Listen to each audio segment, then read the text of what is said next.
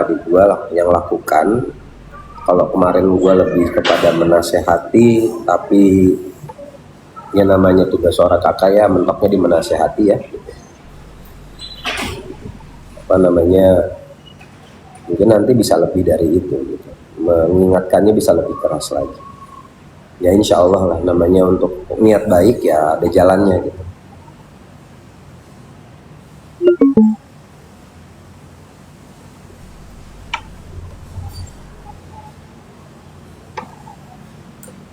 Jadi, mudah-mudahan nanti kalau pulang bisa lebih baik. Anggaplah ini sebagai sesi istirahat yang dipaksa istirahat, dipaksa ngerem. Karena manusia itu harus tahu kapan berhentinya, kapan ngeremnya gitu. Mobil aja bisa ngebut karena ada rem. Mobil nggak akan bisa ngebut kalau remnya belum. Dia berani ngebut tapi pasti nabrak. Jadi mudah-mudahan ini adalah sebuah teguran, adalah sebuah bahan yang bisa diambil oleh adik gua untuk mengintrospeksi dirinya juga. Niatnya mungkin baik, tapi kemudian jalannya terlalu ngebut, ya akhirnya niat baiknya malah berbuah jadi seperti ini. Ya sudah. Gue percaya nggak ada kebenaran absolut dari manusia ataupun kesalahan absolut dari manusia. Masing-masing punya sisi benar dan sisi salahnya sendiri, dan juga masing-masing punya versinya sendiri. Jadi ya sudah, mau gimana lagi ya.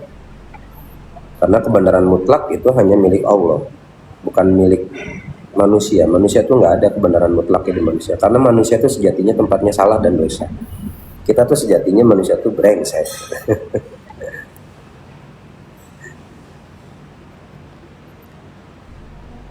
Namanya manusia itu tempatnya salah dan dosa. Jadi kalau ada manusia yang mengklaim bahwa ucapannya adalah kebenaran absolut, juga gua nggak bisa terima. Karena nggak ada kebenaran absolut datangnya dari manusia. Kebenaran absolut itu datangnya dari Allah yang maha benar. Manusia nggak ada yang maha benar, nggak ada.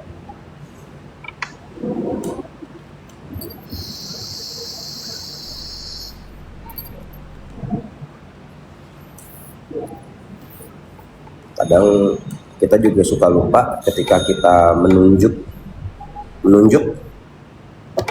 itu satu jari ke depan tapi sisanya ke muka kita. Ini satu ke sini nih, satu ke muka orang nih. Ini satu jari ke muka orang, sisa jarinya tuh ke badan kita ini. Jadi sebelum berani menunjuk, ya sisa jari ini dipertimbangkan ke diri sendiri. Makanya nggak ada yang namanya kebenaran absolut datangnya dari manusia. Manusia pasti ada salahnya. Pasti ada salah. Apakah gue percaya Niki 100% benar? Enggak. Apakah gue percaya Niki 100% salah? Juga enggak. Ada kapasitas benarnya, ada kapasitas di mana salahnya. Makanya kemarin permintaan gue ke Komisi Yudisial adalah tolong diawasi Pak agar keputusannya bisa seadil-adilnya. Kalau salah tunjukkan kesalahannya di mana, hukumlah dengan adil. Tapi kalau memang tidak terbukti kesalahannya, ya bebaskan. Karena ada sebuah prinsip di peradilan, itu kalau saya nggak salah, bukti itu harus lebih terang daripada cahaya. Jadi kalau buktinya nggak lebih terang daripada cahaya, nggak sejelas-jelasnya bukti, dan itu masih kabur, ya pertimbangannya nanti akan balik lagi sumir, akan nggak jelas.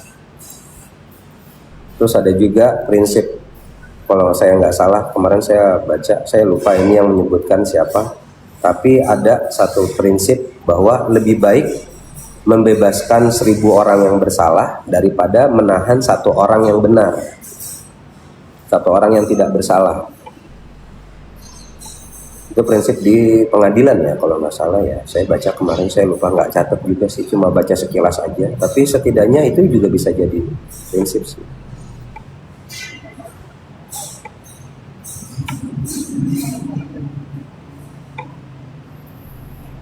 Bagus banget kata-kata lo Bang, bukti itu lebih terang dari cahaya. Bukan kata-kata gua, itu mah kata filsuf tentang hukum ya, tentang para ahli hukum yang menyatakan bahwa bukti itu harus lebih terang daripada cahaya. Intinya bukti itu harus jelas, harus nyata, harus faktual, bukan mengada-ngada, bukan bentuk opini gitu.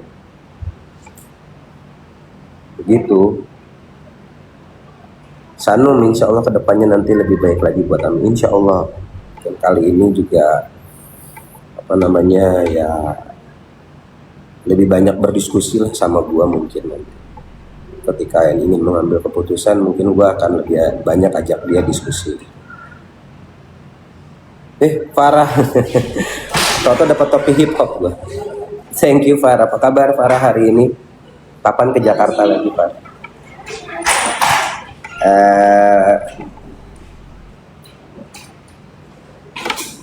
Fer, nitip ini dong Fer, kopi Nikis Coffee tapi pakai gelas ya, kayak yang buat saya yang biasa gitu. Ya.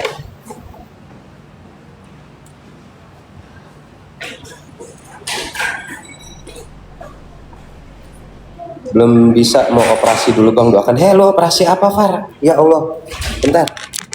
Lo operasi apa Far? Oh, Toto mau operasi? Kemarin kan baru keluar dari rumah sakit, nah sekarang operasi. Biasanya pakai apa Bang? Pakai batok, agak pakai tangan. Kopinya dituang di tangan, jadi minumnya diuyup gitu. Besok kopinya dituang di tangan, kan? Oh udah selesai mandi nih, seger loh, bedakan saya, bedakan loh. Biar bedakan loh, main-main sama temenmu main. Nanti sore jam 3 pulang, istirahat.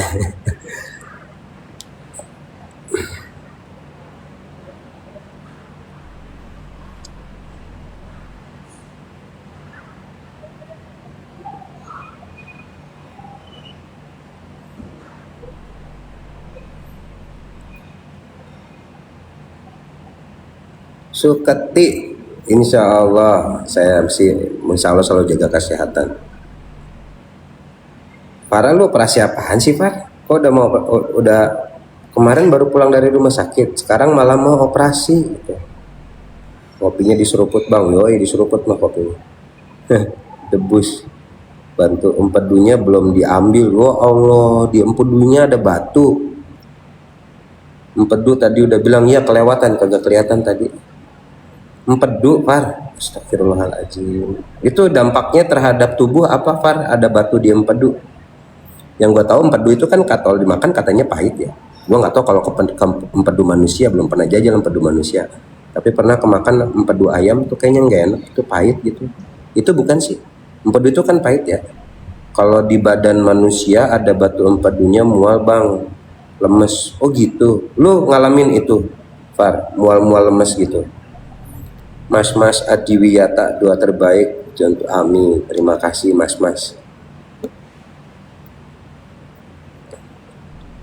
Nggak bisa masuk makanan, sakit. Oh ya Allah. Lah Bu Arsanti, tantenya juga ada empedu ada empedu. Kok ada manusia mah ada empedu semuanya ya. Ada batu di empedunya. Mudah-mudahan lancar operasinya. Kapan di operasi Far? Besok banget gitu.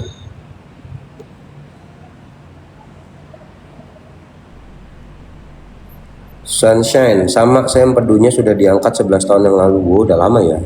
Jumat Bang, oh Jumat berarti sekarang masih beraktivitas atau lagi dirawat di rumah sakit Bang? I love kebun siapa Kansai, kebun siapa, kebun kosong. Sabira, terima kasih doanya, sehat selalu juga buat dirimu ya. Sekarang bed rest aja dulu, naikin HB-nya biar aman operasi. Oh gitu. Sakit sekali Bang, saya sudah operasi 6 jam lama. Ngangkat batu empedu operasinya 6 jam. Masya Allah, mudah-mudahan lancar operasi lu ya Far ya. Ini ada yang udah ngalamin katanya operasinya 6 jam, lama banget itu. Mudah-mudahan lancar operasinya Far ya, sehat-sehat lagi. Amin, insya Allah bisa beraktivitas lagi. Jumat berarti recovery di rumah sakit itu 3 harian sambil observasi. Jumat, Sabtu, Minggu, ya mudah-mudahan Senin udah bisa pulang. Mudah-mudahan Minggu udah bisa pulang ya Far, sehat-sehat. Jadi nggak ada komplikasi, nggak ada macam-macam, operasinya lancar.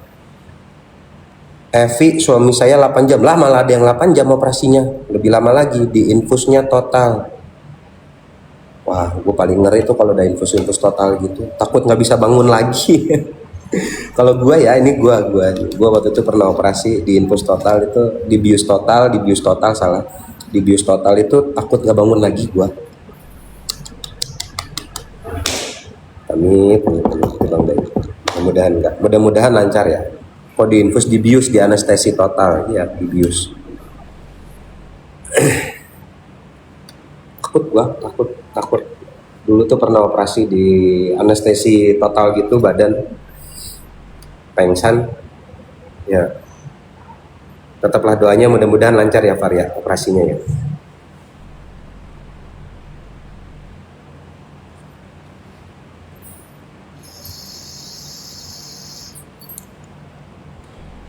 Empedu kan bongkar jeroan bang, liver, usus dan dalam. Iya ya. Operasinya pakai endoskopi bener nggak tuh? Endoskopi pakai bukan I. Dikoreksi Bu Evi. Endoskopi pakai endoskopi. 8 jam itu baru bisa keluar dari ruang operasi bang, setahu saya. Iya, karena nunggu bangun dari anestesinya dulu kan. Kecuali di laparoskopi bisa sehari aja di RS. Di laparoskopi itu diapain? 7777 AA. Laparoskopi ini gue kagak ngerti-ngertinya bahasa kedokteran ya. Ica, halo bang, halo Ica. Endoskopi itu benar itu. Keren statement abang kemarin di komisi yudisial. Itu yang lewat aja di pikiran saya, bro. Pakai teropong lab. Endoskopi ya, pakai teropong kamera buat menentukan letak ininya, letak batunya kan. Oh, ini kiskopi? Ya betul, terima kasih. Kayak good deh. Udah diadikin. Ya terima kasih ya. Bukan dibuka, empedu kan operasi besar. Tapi kalau Farah katanya cuma di endoskopi ya, Farah nggak dibongkar, nggak dibengkek gitu. Terus kemungkinan bukan di anestesi full kali ya. Lewat aja udah cakep, apalagi disusun. Yang disusun cuma surat pengaduannya. Kalau kemarin itu kan bentuknya diskusi ya, ngobrol gitu. Jadi nggak ada yang disusun kalau itu. Kalau full soalnya ada di batang usus nyangkut, ya Allah. Minum apa bang? Minum kopi. Ini kopi susu gula aren, namanya Nikis Coffee. Banyak minum air putih, minum rebusan kumis kucing. Sarannya bukan buat saya, buat si Farah. Farah makan lagi ada batu empedu. Saya mah alhamdulillah kayaknya nggak ada ya, tapi belum pernah general check up lagi sih tahun ini belum. Kalau banyak minum air putih, saya tiap hari hampir 2 botol ini. Ini 1 botol isinya 2 liter. Ini 2 liter isinya.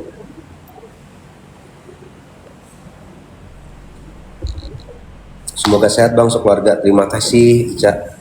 Buat teman-teman yang belum absen, tuh absen di hati warna oranye dah.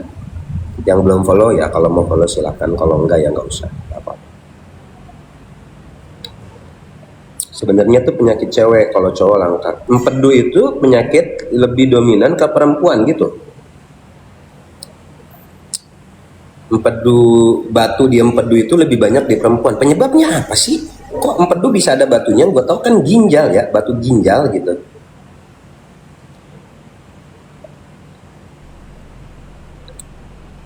Maksud gue, kalau ginjal ada batunya itu karena suka minum minuman yang manis-manis, yang soda-soda misalnya gitu. Terus jarang minum air putih, sering duduk, jarang beraktivitas.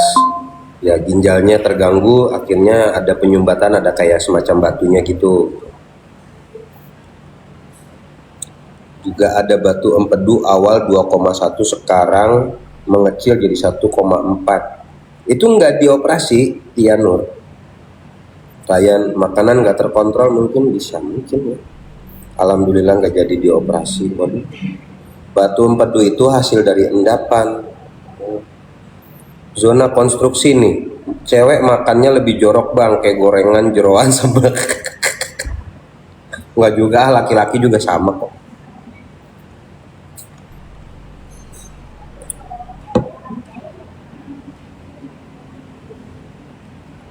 Apa namanya, laki-laki juga sama kok, sama-sama makannya ngawur gitu kalau laki-laki mah.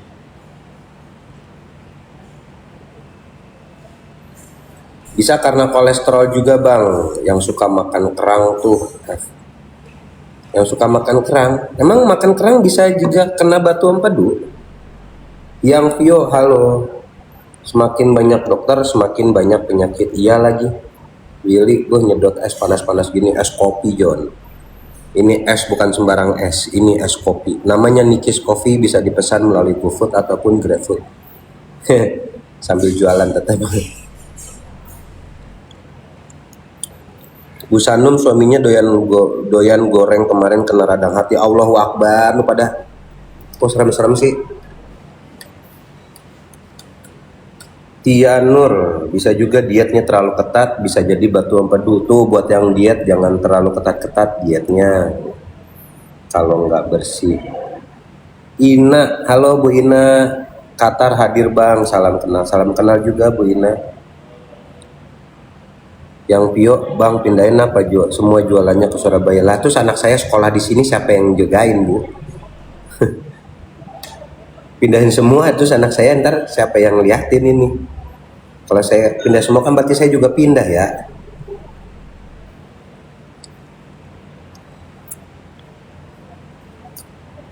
Lagi di mana bang? Lagi di Miami saya. Waalaikumsalam Alisa. Alhamdulillah sekarang udah sembuh. Oh, stensele kerang hijau bahaya om, sebenarnya makannya murah. Kalau kerang hijau gua tahu, kerang hijau itu bahaya karena banyak mengandung merkuri sebetulnya. Jadi kerang itu nempel di lambung kapal, di tepi-tepi kapal itu di laut, kerang itu tugasnya menyaring kotoran. Jadi kalau kita doyan makan kerang itu tugasnya menyaring kotoran di laut. Dah gitu aja. Sederhananya ya. Wedana ayam panggang, perasaan ODGJ lebih jorok, kayak hidupnya sehat-sehat aja. Iya tuh lagi. Bener bang, bisa cancer. Oh, jangan kalau itu. Izin follow kakak Alisa, terima kasih sudah follow ya. Alin Kisyop, waalaikumsalam warahmatullahi wabarakatuh. Buka cabang di Bali kak, capek banget ngiler ngeliat video orang-orang makan mie. Baru tahu kerang hijau bahaya, kemana aja Bu Sanum? Nah kalau ini googling gampang Bu. Kerang hijau itu berbahaya karena kalau kerang hijau yang dapatnya dari Teluk Jakarta, itu lo tahu Teluk Jakarta kotornya kayak apa? Atau perairan di sekitaran kota